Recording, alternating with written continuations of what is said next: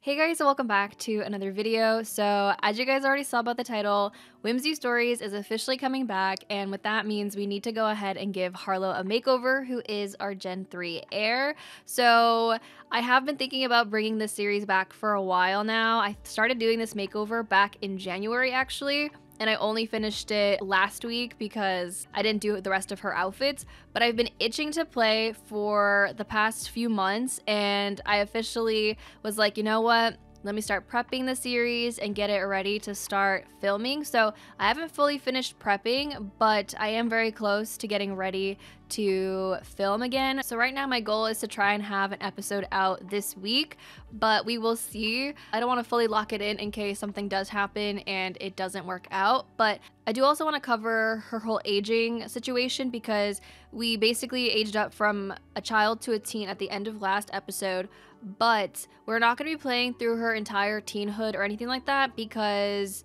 I want to get into the core of the challenge, which requires her to be a young adult. So the way we're most likely going to go about it is her being a teen in the first episode and potentially aging at the end of it, so that for the next one I can prep her apartment and then get her moved out. So I essentially did this makeover with her young adulthood in mind. So it may not look fully teen-like, but that was kind of the purpose, is because I don't want to have to do two makeovers back to back within a short time span in between each other.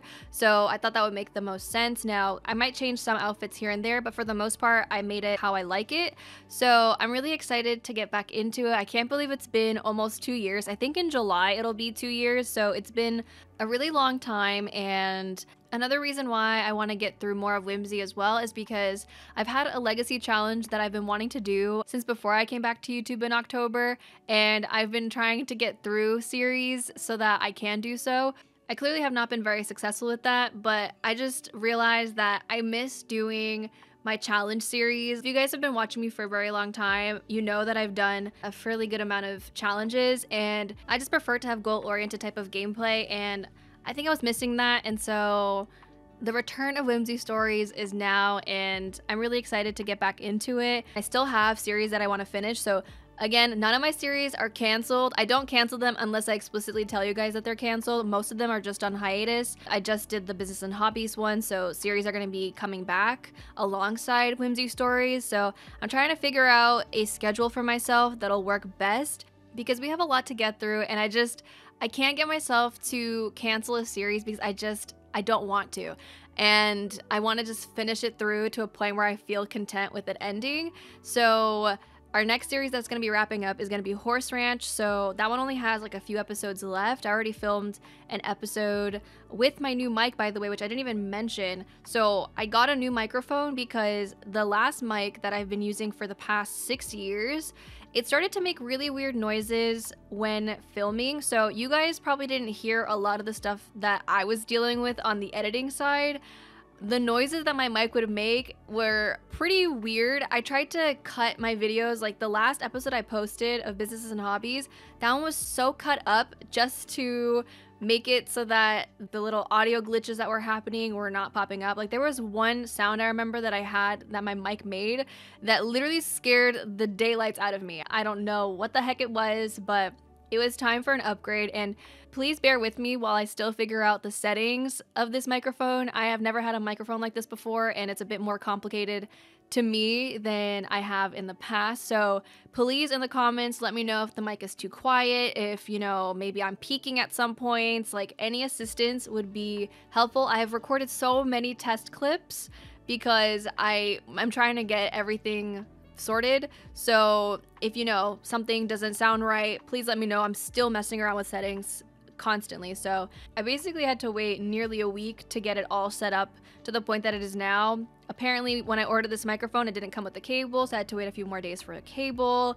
Then I ordered too long of a cable, and then I had to return, got a new one. So it was a whole thing, and I didn't really want to film with my other microphone because, like I said, the editing was just more of a hassle, trying to cut out bits, or had to cut out big sections of the video because of my audio. So at least that's one thing I don't have to worry about anymore, because it was getting a bit frustrating to deal with for the past couple of videos. So now that's like the least of my worries, minus of course me trying to figure out the sweet spot for my mic settings, but we'll get there. And in the midst of me dealing with my whole mic situation, one of my cats ended up having surgery last week, so I've been dealing with taking care of him and his recovery. He had a pretty large mass near his tail, and he had that removed, and thankfully his recovery is going way better than I expected, which is good because I was worried about how he'd be behaving and everything like that. So he's also an indoor-outdoor cat who prefers to go to the bathroom outside, so it's been a bit of a struggle with him now crying and whining to go outside, but he just can't for about 2 weeks. So I feel really bad that I'm not allowed to let him go, but the time will fly by, so I'm not too worried about it. Like he's dealing with it as best as he can, it seems. But that's enough updates from me. So this generation also requires your sim to have bright and fun colored hair, but obviously Harlow does not have it yet because she has not gone down her rabbit hole of hair colors. So I'm probably gonna do that when she becomes a young adult, or maybe we end up doing that in her first episode.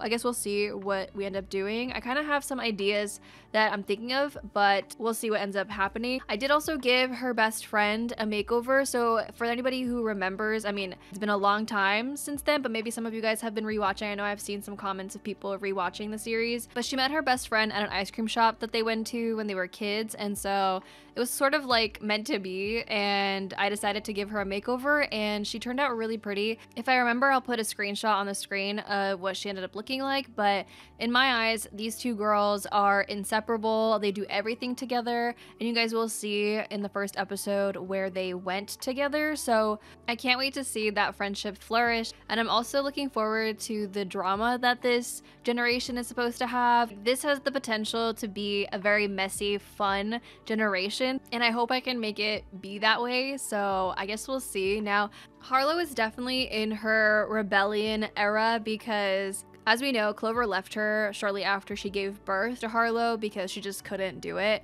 It was too much responsibility and all that, so obviously Sage took that on and was there for her since day one. As she's gotten older and has thought about it, you know, she's angry at her mother, and not just her mother but her dad too. Like, he never really stepped in to come and take care of her or anything like that either, so she really doesn't have much of a support system from them. But at the same time, that shouldn't even matter because at the end of the day, she grew up in a very loving household, but that doesn't mean that she just instantly loses the feeling of abandonment. Sage was transparent with her about what happened because he doesn't feel the need to keep that a secret or pretend that things happened differently, because for him, developing trust with his kids is very important.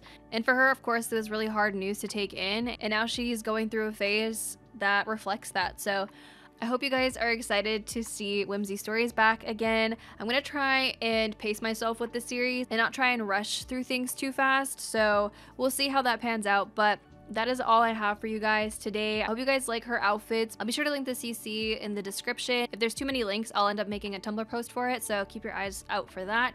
But with that being said, I'm gonna go ahead and go. Thank you guys so much for watching. I hope you guys enjoyed. If you did, don't forget to give this video a thumbs up and subscribe if you haven't already, and I'll talk to you guys in a new video very soon. Bye guys.